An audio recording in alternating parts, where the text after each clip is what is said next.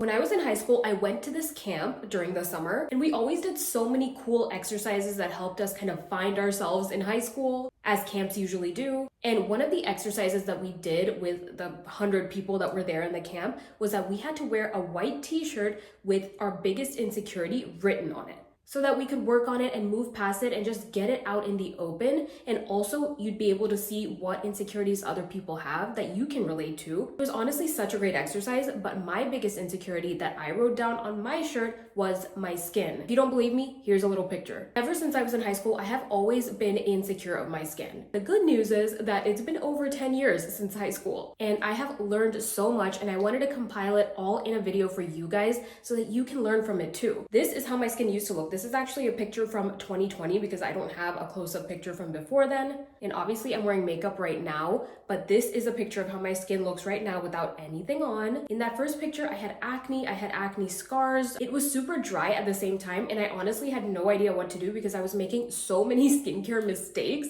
But again, lucky for you, because I've compiled everything I have learned in the past 10 years into this video. So I can tell you all the skincare mistakes to avoid making and how to maintain and get clear skin. Also, this is gonna be a great video for you if you're feeling overwhelmed by all of the skincare knowledge out there. I'm gonna try my best to compile it all in a way that's easy to digest. And you can always come back to this video if you need more help or you have any more questions. I learned so much, and I do feel like I know a good amount about skincare now, but it's even overwhelming for me the way everything is going. I mean, they're literally putting skincare ingredients in makeup now, but I get it. It can be a lot. Let's get into it. These are the skincare mistakes you need to avoid making if you want clear skin. Before we get into it, remember to hit that subscribe button so you don't miss out on all of the beauty, skincare, and wellness tips I'm going to be sharing every single week. I'm also on Instagram and TikTok at Alicia's Approach, so feel free to follow me there. The first and biggest mistake I see most people making, and this is a mistake I made too, is that a lot of people don't know their skin type and they don't make an effort to get to know it. So let me paint a little picture for you. You see all these viral skincare products that you jump to buy because you think they're gonna fix your skin,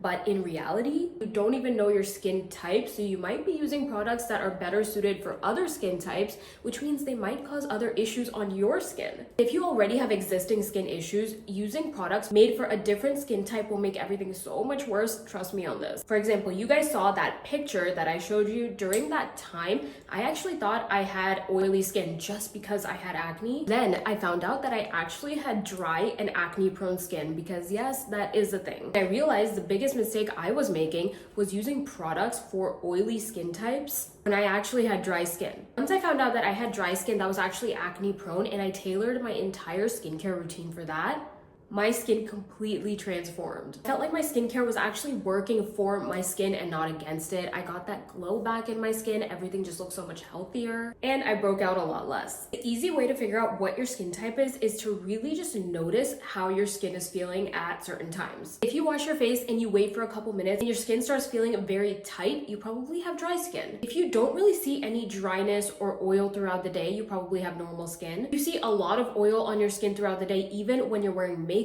you probably have oily skin. If you see oil in your T-zone area, but dryness everywhere else, you probably have combination skin. If you deal with a lot of redness, or a lot of products just don't work for your skin because they cause a certain reaction, you probably have sensitive skin. Once you know your skin type, before buying anything, go on that brand's website and go on the product's page. You will be able to see what skin concerns this product targets and what skin type it's best for. Another huge mistake most people make is, drumroll please, using makeup wipes. I know how easy they are, and I know how convenient they are, but bestie, trust me when I say they are ruining your skin. The reason is, okay, because skin texture and acne a lot of times is caused by clogged pores on your skin. How do your pores get clogged? They get clogged when there's leftover oil, makeup, dirt, bacteria, sweat, all clogging up the insides of your pores. But the reason makeup wipes contribute to clogged pores is because they do not take all of your makeup off, even when it seems like they do. If you do want to take all of your makeup off with just a makeup wipe, it's going to take a lot of harsh scrubbing on your skin, which is, again, terrible. Instead, what you want to do to unclog your pores is start double cleansing. I'm sure a lot of you guys have heard of this, but I promise it is not just another skincare trend. I honestly think this is 80% of the reason why my skin cleared up. I've been doing this for about 4 to 5 years now, and I can say it's been truly one of the best things for my skin. The way you do it is by using an oil-based cleanser first. So something like this, it can be an actual oil or it can be in a balm state. This is the e.l.f. cleansing balm, which I love. It is $10 and works beautifully. You don't even need to get higher end cleansing balms. The reason you use an oil-based cleanser first is because oil removes oil. So you're gonna get rid of oil-based impurities on the skin like makeup, sebum, and SPF. You're gonna wash that off and then you're gonna go in with a water-based cleanser. And you can just look at the back of the cleanser or on the product's page. The first ingredient should be water. One I love right now is the La Roche-Posay Foaming Cleanser. It just makes my skin feel so clean without stripping it. The reason you use a water-based cleanser after the oil-based cleanser is because water removes water, so it's going to get rid of dirt, sweat, and bacteria. Both of these together are a power duo. Bonus tip, when you are using any cleansers, massage it into the skin for about a minute so that they actually work. A lot of cleansers have such amazing ingredients, and if you wash them off immediately, all your money is literally going down the drain. This is one of the most important parts of this video because I'm going to be breaking down what exfoliants are and why you need them in your skincare routine, especially if you have acne or skin texture or you struggle with dull skin.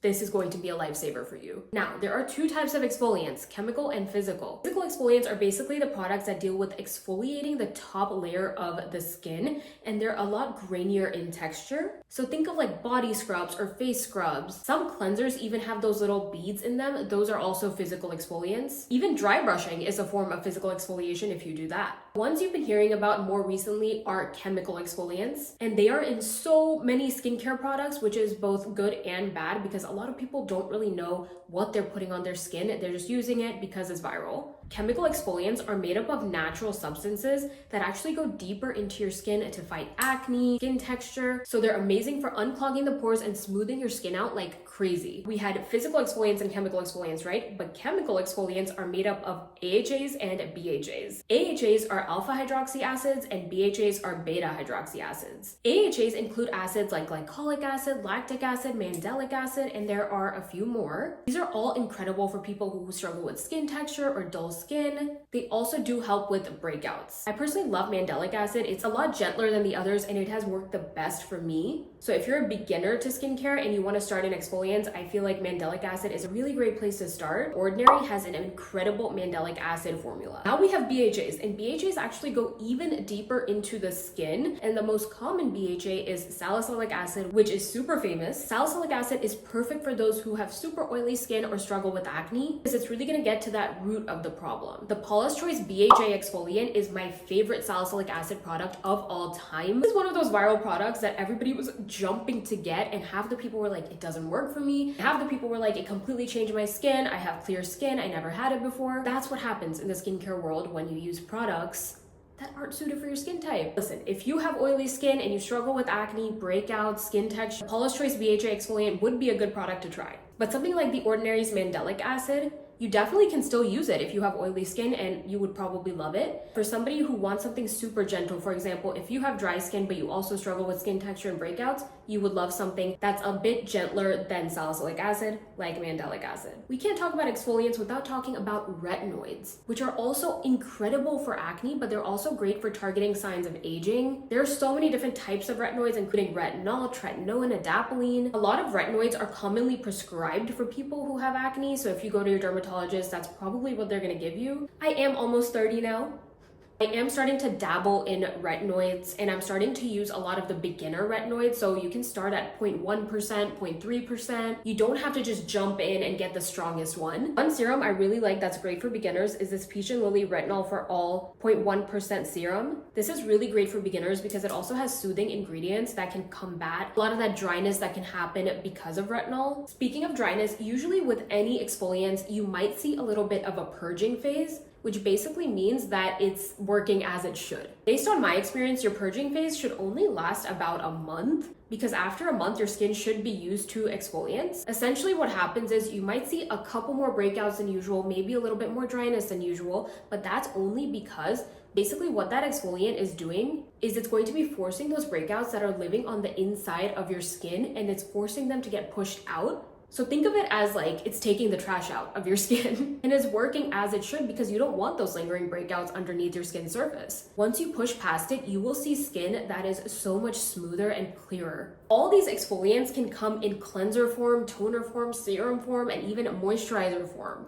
And it is really important to know what you're using on your skin because you should not be exfoliating for more than 2 to 3 times per week. Anything more than that and it could really harm your skin barrier and do more harm than good. Always make sure to use SPF, especially when you're using exfoliants, because they do make your skin more susceptible to sun damage. You should be using SPF no matter what anyways, right? I know I just gave you a ton of information about exfoliants, but I hope I didn't scare you off because truly they are incredible for making your skin look so bright and smooth. They also help to make your makeup look so much better, and it's definitely worth a try. Tip number 4, if you can try to get facials, I definitely recommend it. You can also do your own at-home facials. A good esthetician will do wonders for your skin. I try to get a facial done about every 3 to 4 months. I feel like it just really resets my skin, pulls all the gunk out of my pores. And what a facial is going to do is going to make your skincare products that you use later on work so much better. For my facials, I always like to get a light chemical peel and some dermaplaning with it, which is basically where they use a tool to scrape all of the dead skin and little hairs off of your face. It's a lot different when you do it at home versus in the salon. They do go a lot deeper into your skin, but it feels so amazing because after you're done, you literally feel like your skin feels like a baby skin, like a newborn skin, because that entire top layer of dead skin has been shedded off. And I feel like new life has been breathed back into me. I highly recommend doing this if you feel like you struggle with a lot of skin texture that's just not going away, because a good facial can work miracles. And also personally,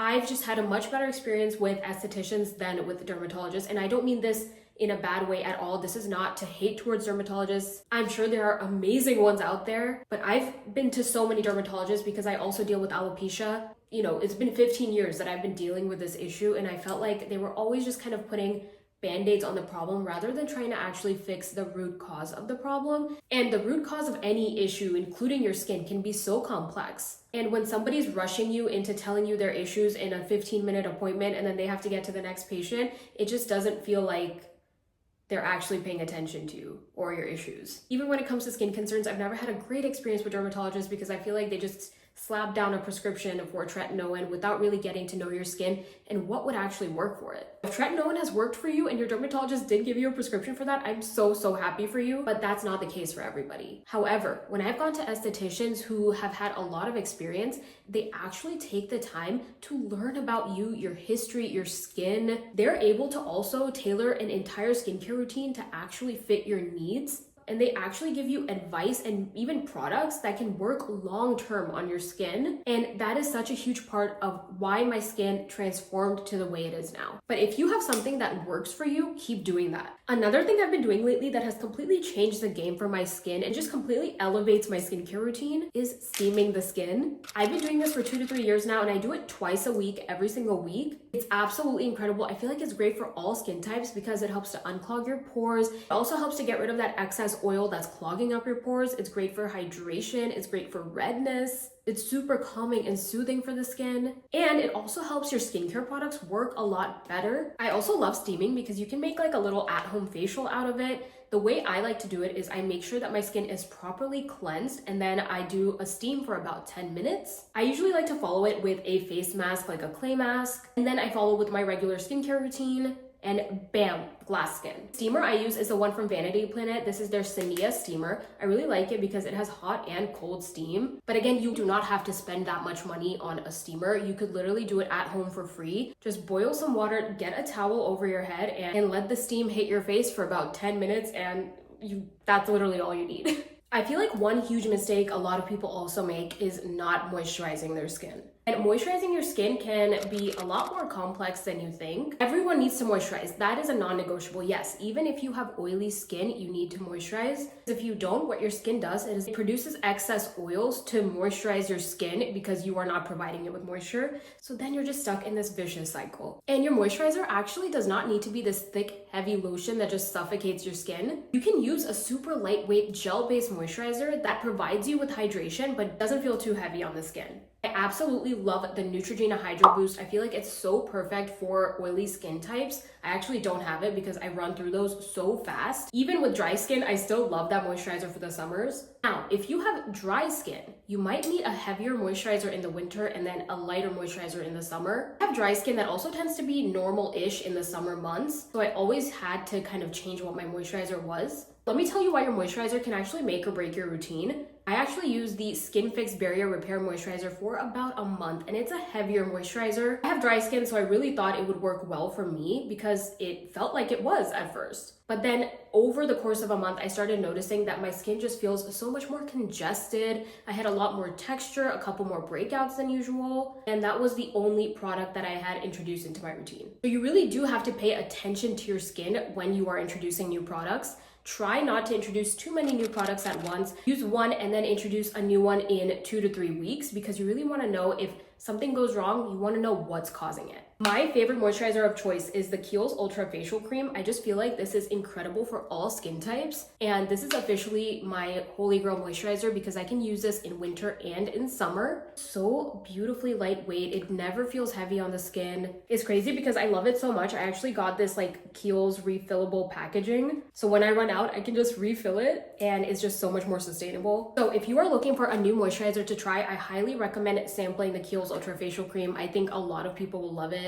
Quick tip, because a lot of people get confused on how to layer their skincare routine, because this actually makes a huge difference in the way your skincare products work on your skin. The rule of thumb that everybody needs to remember is to always go from thinnest to thickest. This is after you cleanse your skin. So after cleansing, you're gonna go for the product that has the thinnest consistency, which is kind of like the watery toners, essences, things like that. After that, you're gonna use your thicker serums. Then you end it with your moisturizer and then your SPF in the daytime. So now if you're using 2 different serums, look at the one that's the heaviest in consistency or the thickest in consistency and use that last. Now, of course, what's going to make a huge impact on how your skin looks and feels is what you're putting inside your body. It's so important to make sure you're eating healthy, whole foods. Everything is fine in moderation. But if you're eating foods that can cause inflammation in your body, that inflammation can bubble up on your skin. And a lot of that inflammation starts in the gut, so making sure to take care of your gut is also key. One thing that's incredible for keeping your gut in check is probiotics. If your digestive system is just not functioning right, it can also show up on your skin and in other areas of your body. I take a probiotic every single day. It has improved my gut health and my digestion so much, but I also feel like it contributes so much to clear skin. And you guys, don't underestimate tea, okay? In the past year or so, I have become a tea girly. I have like 7 or 8 different teas in my cabinet right now because I love having a cute little warm after dinner beverage to prep me for bed. It's so calming and so soothing, but a lot of teas also have such incredible ingredients that are great for your overall health. I have been loving hibiscus tea lately because it's incredible for inflammation in the body. And if you can calm down overall inflammation, it's just going to benefit the rest of the areas of your body, including your skin. And like I said, I'm a firm believer of fixing the root cause of the issues instead of just slapping a band-aid on them. I also love ginger lemon tea for the gut. Anything with ginger, honestly, I just love. It just tastes so good. And if you feel bloated all the time, this is going to work wonders. The last thing I recommend that can really help your skin in the long run is drinking bone broth. This is that thing that's going to give you glowing, radiant skin from the inside out because it is so packed with natural collagen. And collagen is what keeps our skin looking bouncy and firm. A lot of people don't like the taste of bone broth, but I actually love it. I put a lot of different seasonings in it. I put garlic powder, onion powder, black pepper, turmeric, and it just tastes like a really good soup. I have it about 3 to 4 times a week. So incredible for your skin. And that's it, my friends. Thank you so much for watching. If this video helped you in any way, make sure you hit that subscribe button so you don't miss out on more beauty and skincare and wellness tips. I'm gonna be posting weekly. These are all the things that have helped me in my personal journey. But if you have any tips that you've learned in your experience that have helped your skin, feel free to leave it in a comment down below so we can all learn from you too. Because we're all a community here. We don't gatekeep. Also, remember to hit that like button if this video helped you in any way. Thank you guys so much for being here. We're almost at 10K. I'm truly so blown away by the community here on YouTube. I absolutely love you guys. Thank you so much for all of the kind words and support. I truly did not expect it. I love being your internet big sis. Love you guys. I'll see you in the next one.